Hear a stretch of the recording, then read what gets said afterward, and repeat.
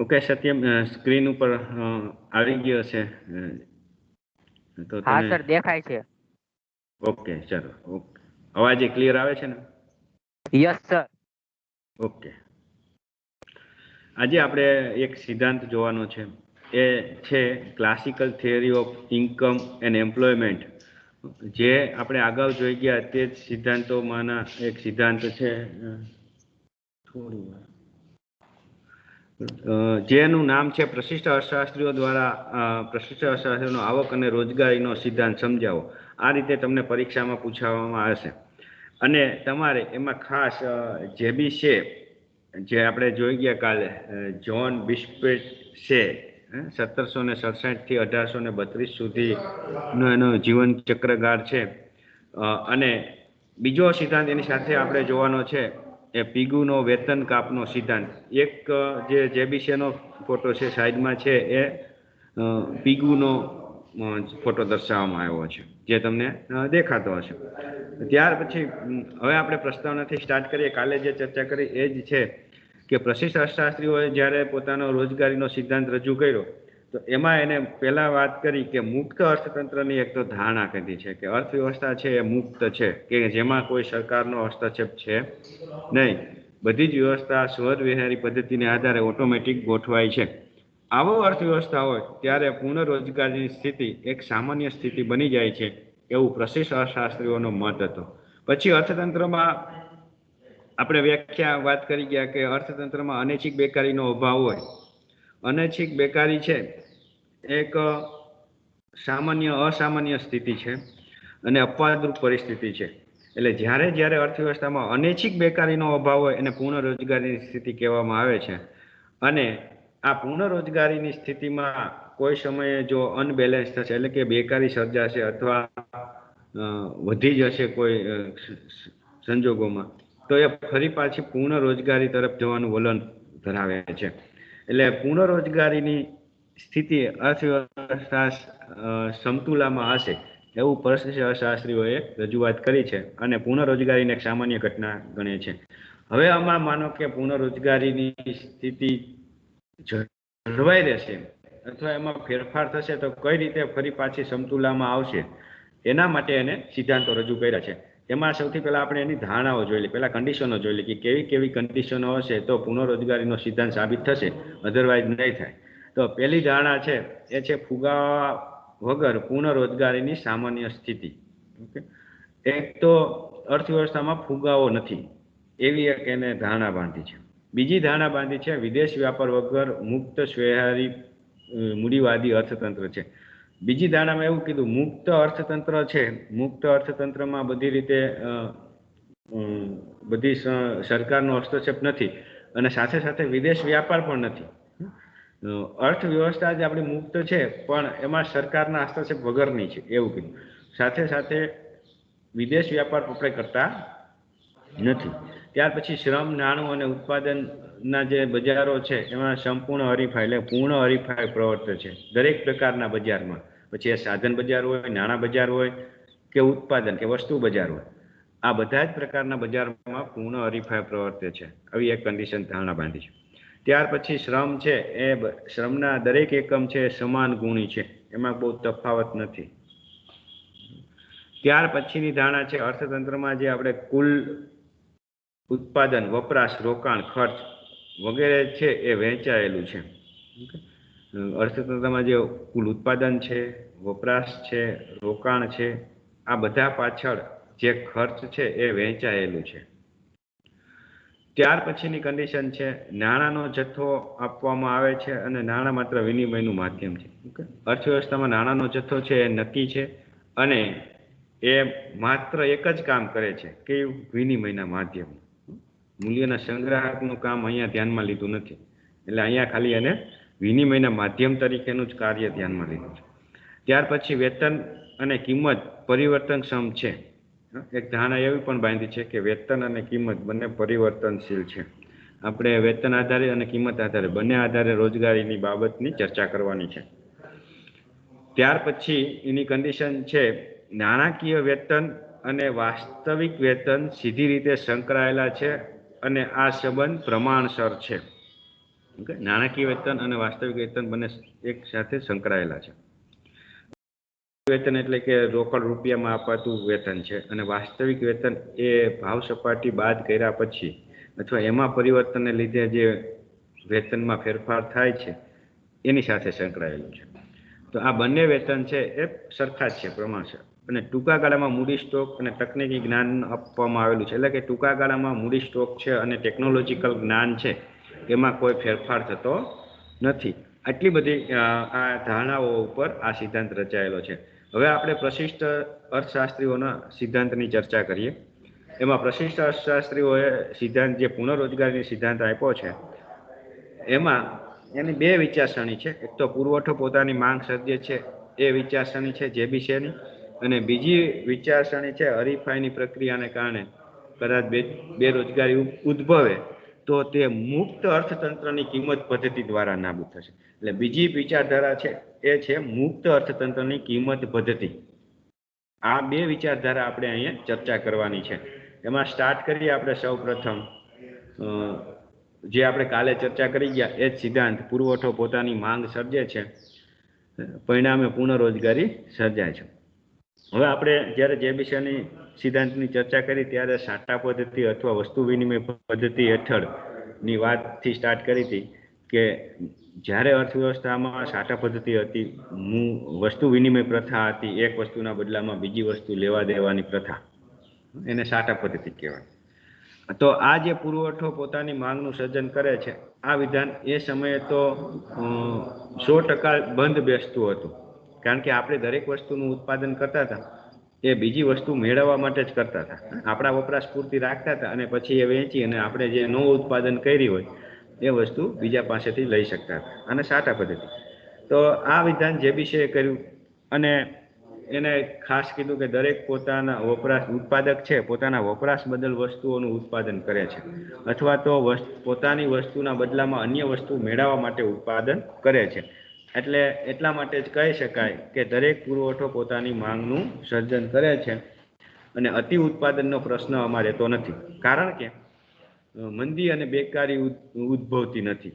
જો મંદી અને બેકારી ન ઉદ્ભવતી હોય તો અતિ ઉત્પાદનનો પ્રશ્ન રહેતો નથી. એમાં એક વિધાન એવું પણ કીધું છે કે જેટલું ઉત્પાદન થશે એટલી જ સામે માંગ વધી જશે, જેટલી જ ઉત્પાદનમાં વધારો થશે એટલી માંગ વધી જશે. એટલે આમાં મંદી કે બેકારી કે એવા પ્રશ્નો ઉદ્ભવતા નથી.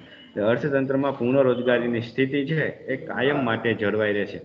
આગળ જતા એને નાણાં આધારિત અર્થવ્યવસ્થાની વાત કરી છે કે નાણાં આધારિત અર્થવ્યવસ્થામાં પણ આ નિયમ લાગુ પડે છે, કારણ કે અત્યારનું આપણું અર્થવ્યવસ્થા છે એ નાણાં આધારિત છે, વસ્તુ વિનિમય પ્રથા નથી.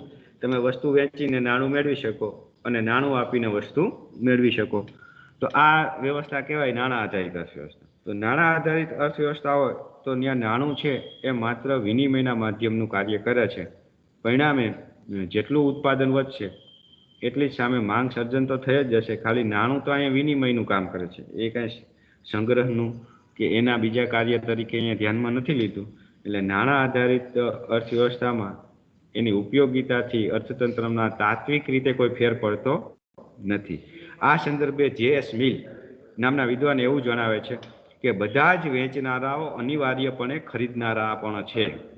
દરેક વસ્તુ વેચનાર છે એ અનિવાર્યપણે ખરીદનાર પણ છે.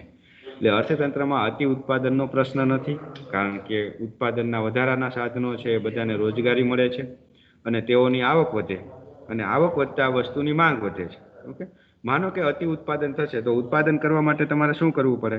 તો કે ઉત્પાદન વધારવું હોય તો તમારે રોજગારી વધારવી પડે, અને રોજગારી વધે તો લોકોની આવક વધે, અને આવક વધશે એટલે શું થશે?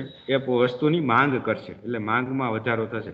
તો આ રીતે ઉત્પાદન થતાં, અતિ ઉત્પાદન થતાં અંતે વસ્તુની માંગ વધે છે, રોજગારી વધે, આવક વધે અને અંતે માંગ વધે.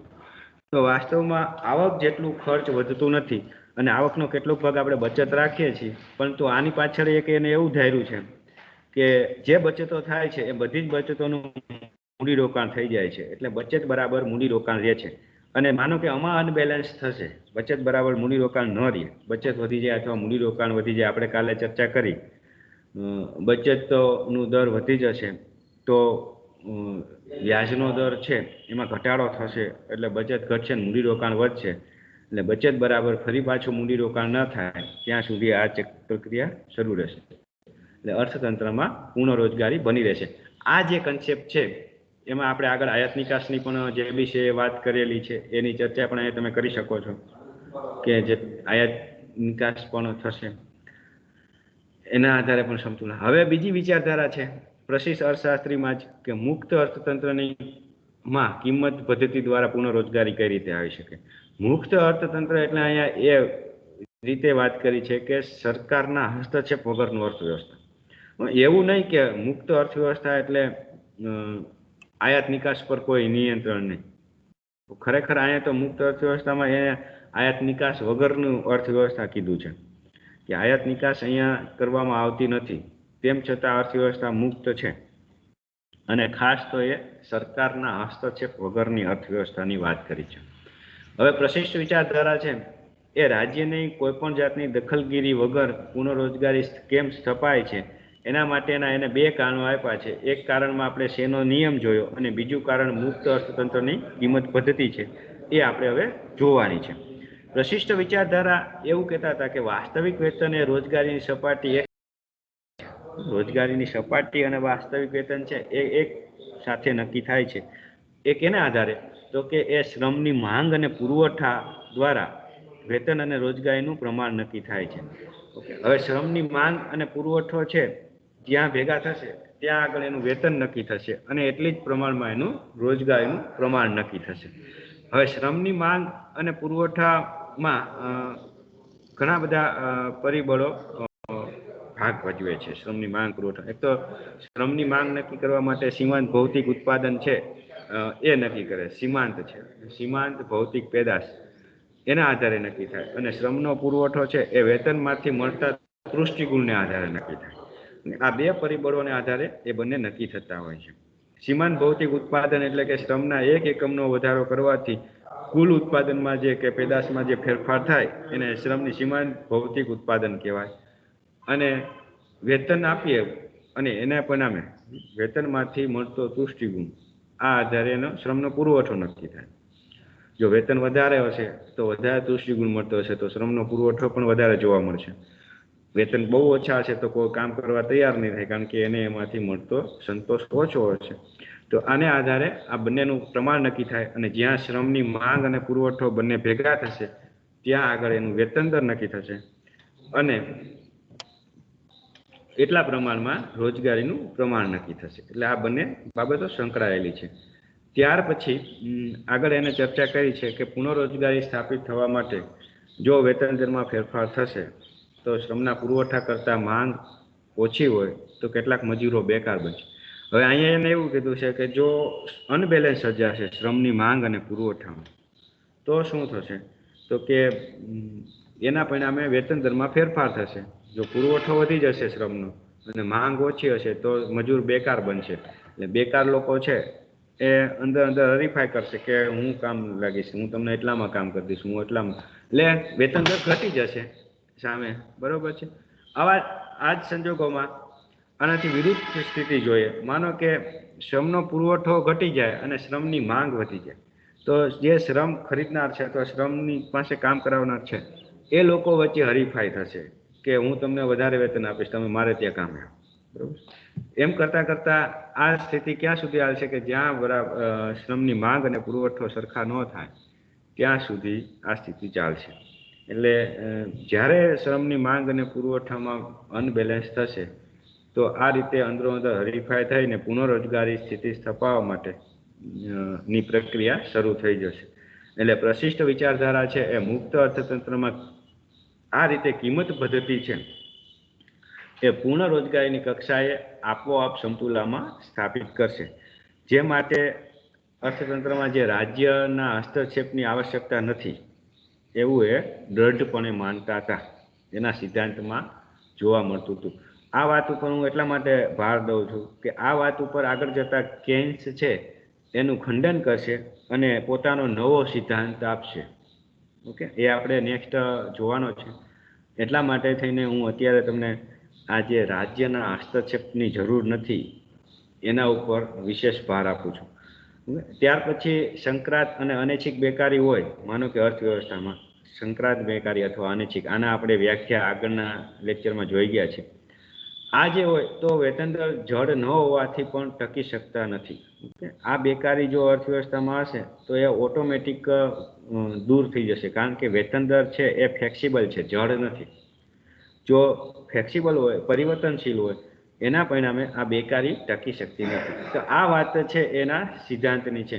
આ સિદ્ધાંતની કેટલીક ટીકાઓ પણ કરવામાં આવી છે, અને ખાસ એ જે ટીકાઓ છે એની જે કન્ડિશનો ઉપરથી અહીંયા લેવામાં આવી છે. આપણે જે ધારણાઓ જોઈ હતી એ ધારણાઓ ઉપરથી આ જે બાબતો છે ટીકાઓ એની રજૂ કરવામાં આવી છે. એઝમ્પશન ઉપરથી એની ક્રિટિકાઇઝ કરવામાં આવી છે. તો આપણે સૌપ્રથમ એની પહેલી જ એક તો મર્યાદા બને છે, ટીકા બને છે કે મુક્ત અર્થતંત્ર. અર્થવ્યવસ્થામાં જે એને વાત કરી છે, મુક્ત અર્થતંત્રની ધારણા કરી છે કે સરકારના હસ્તક્ષેપથી મુક્ત હોવું જોઈએ.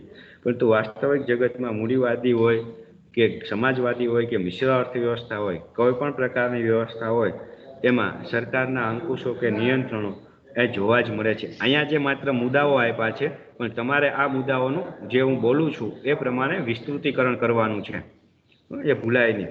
એટલે પહેલી મર્યાદા આની આ છે કે આ જે અવાસ્તવિક ધારણા છે મુક્ત એ છે. બીજી બાબત છે પૂર્ણ હરીફાઈ.